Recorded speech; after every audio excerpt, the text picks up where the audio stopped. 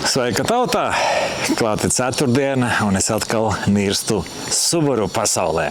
Par ko šodien parunāsim? Tikko ir nolījis smuks lietutiņš, mēs redzam foršas peļķītes, un es uzreiz iedomājos, pavisam nesen es redzēju, kad Rīga bija pārplūdusi, krastmalā, un pa nožēlu dažas mašīnas pat nespēja izbraukt no šīm peļķiem un palika tur, kā teikt, līdz labākiem laikiem.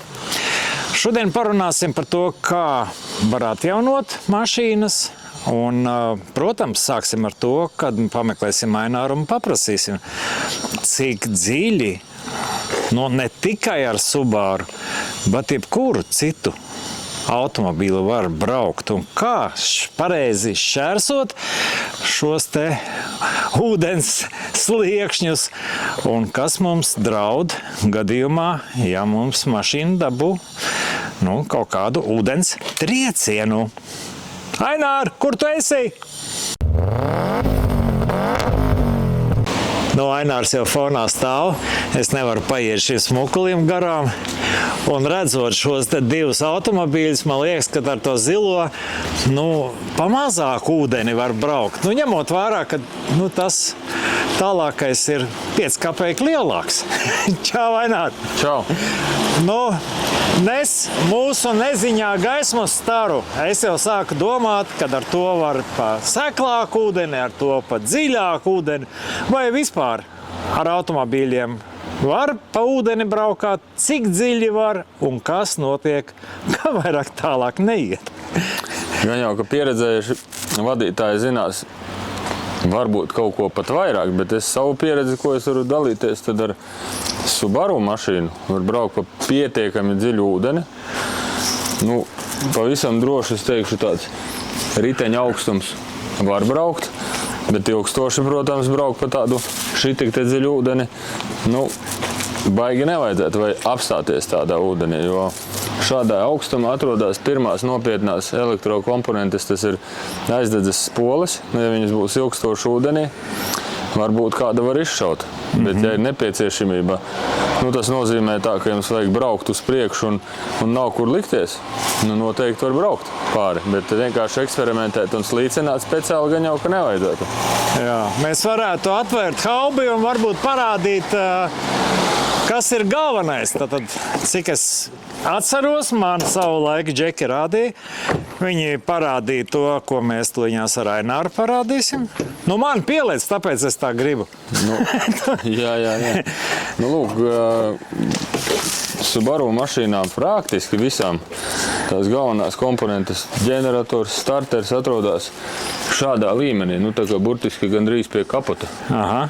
Un tepat atrodas vēl viens galvenais elements, lūk, šī te plasmasa, caur kurien iet iekšā gaiss motorā. Ja šeit ilgstoši būs kaut kāds liels ūdens daudzums, tad zinējs būtībā ar vakumu sūc iekšā, kā putekļu sūcējs. Un to daudzumu, ko viņš iesūks iekšā, viņš gaisa vietā iedzīs iekšā motorā ūdeni. Un ja motorā tiek ūdens, notiek hidrotrieciens. Tātad mehānisks trieciens, kur būtībā tiek salocītas kaut kādas detaļas. Tā kā, ja jūs braucat pa tādu arī, kā iepriekš minētās, riepas augstumā ūdeni, jāatcerās arī to, ka šeit kaut kāds vilnis veidojās, kas vēl paaugstina to. Tad ātrums jāievēro, lai tas nav pārāk liels, lai tas nav pārāk mazs, lai jūs neapstātos. Tad viegli, lēnām, riepas augstums jā, bišķiņ augstāk arī jā, bet tepat jau vien ir.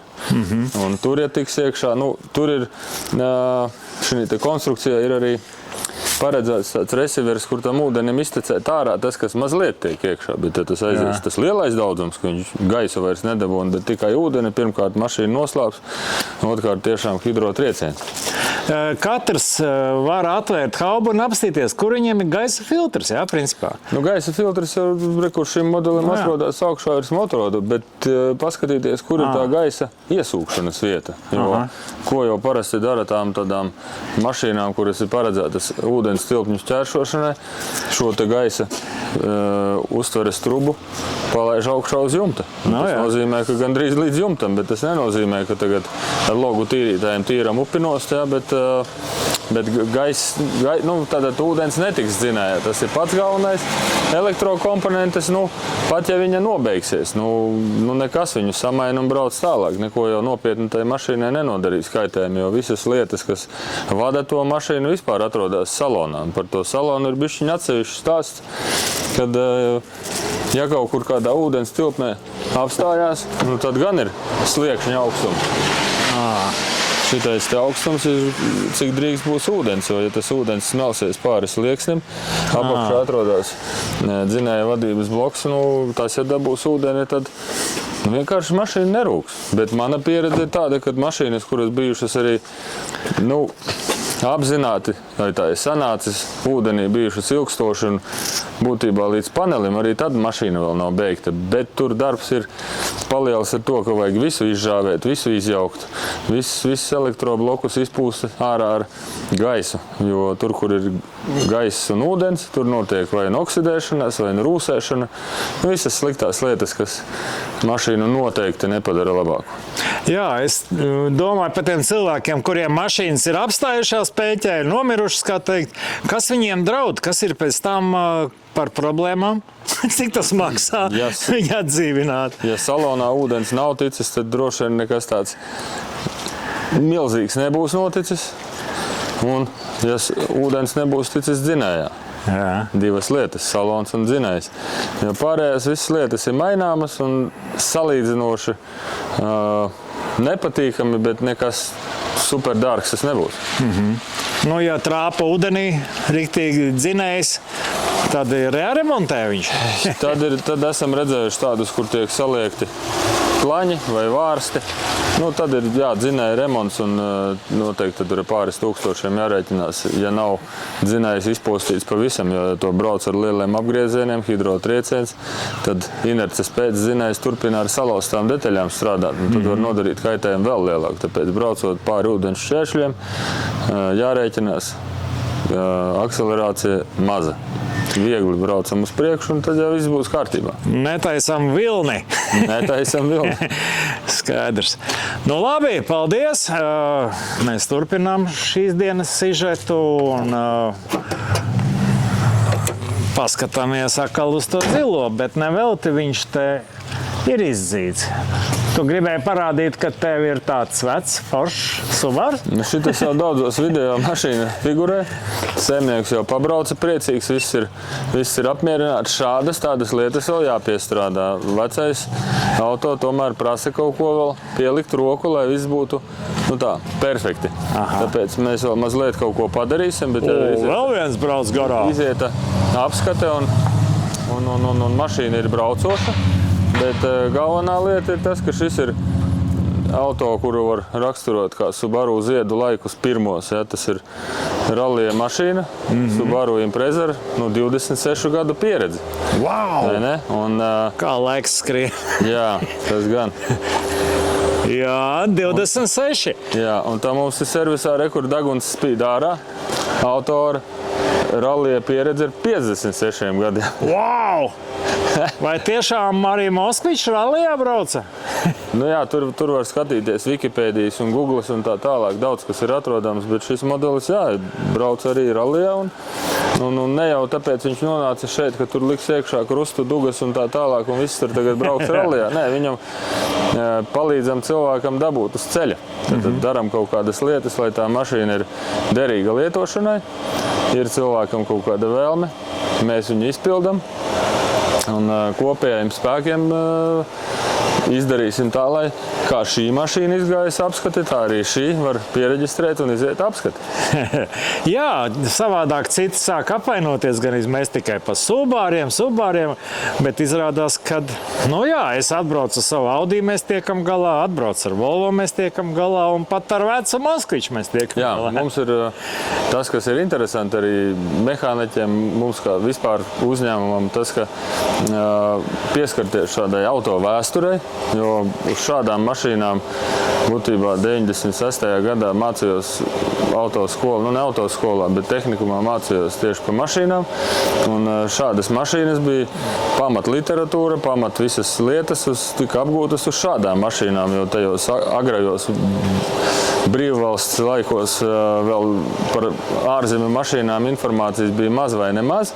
Tad mēs visu apguvām uz Žiguļiem, Moskvičiem, Kamaziem, Ziliņiem. Un visiem likās, kam tas ir vajadzīgs. Visticamāk, nekad dzīvē. Jā. Ainār, nekur viņš ir. Jā, Un tad tur viss tās interesantās lietas arī. Varbūt tiem, kam ir 40 plus, gan jau ir visi pabraukuši ar tādām mašīnām. Un visas tās interesantās bremžu uzbūves un tā tālāk. Nu, tam mēs visam iesim cauri, lai tā mašīna ir droša uz ceļa, lai cik var būt droša padomju tehnika. Jā. Mašīnām ir tāda tendence, ka viņas paliek vecākas, mazvērtīgākas, un tad pienāk mirklis, kad viņas atkal kļūst vērtīgas. Un šis Moskvičs vecais arī izskatās pavisam savādāk kā 10 gadus atpakaļ. Nu jā, svarīgi ir kādam cilvēkam, lai ir vēlme, lai tāda mašīna ir. To ir svarīgi sadzirdēt, un tad arī mums ir prieks ar viņu darboties, jo tu zini, kāds būs mērķis. Kāds grib, lai tā mašīna ir laba.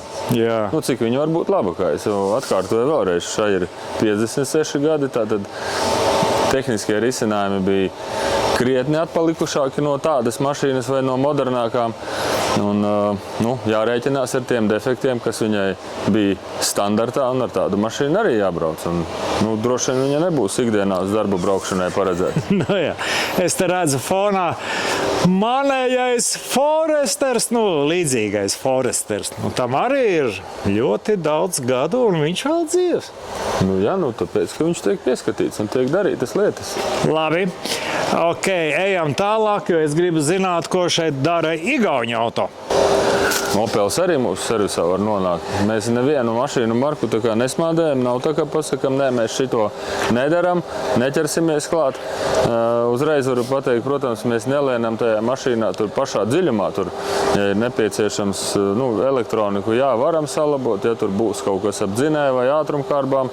Mēs neesam speciālisti Opeļiem, bet ritošā daļa, apkopes un tādas lietas pilnīgi dažādām markām.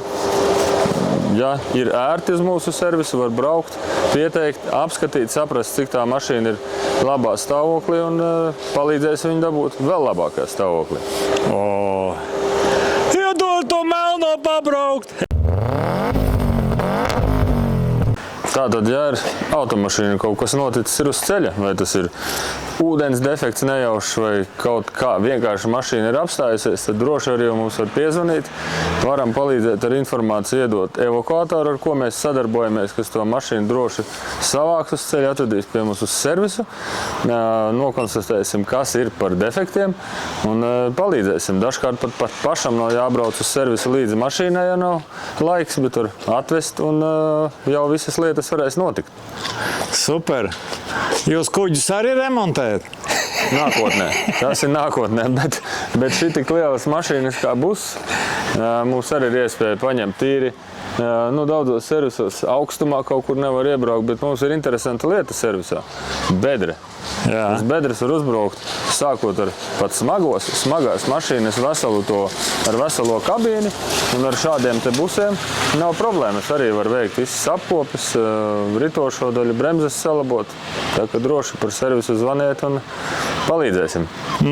Pie Audi nostājies? Jā, gadījumā arī šāds auto ir. Jaunāks, vecāks Audi. Arī varēsim palīdzēt. Loģiski, kad pa dzīve jau ir tā bijis, kad visi VAG grupas auto tomēr ir caur rokām gājuši, tikai netik mīļi kā Subaru, bet tomēr ar tiem arī varēsim palīdzēt, gan ar apkopēm, diagnostikām un uzturēt kārtībā. Un savukārt, ja gribat kādu Subaru iegādāties, šādu vai kādu citu, droši vien var piezvanīt un pajautāt, kas ir piedāvājumā, vai vienkārši gribās patestēt, kāds ir Subaru droši. Ja jums pēkšņi sagribās šo te spridzekli ar zvaigznītēm, zvaniet Aināram.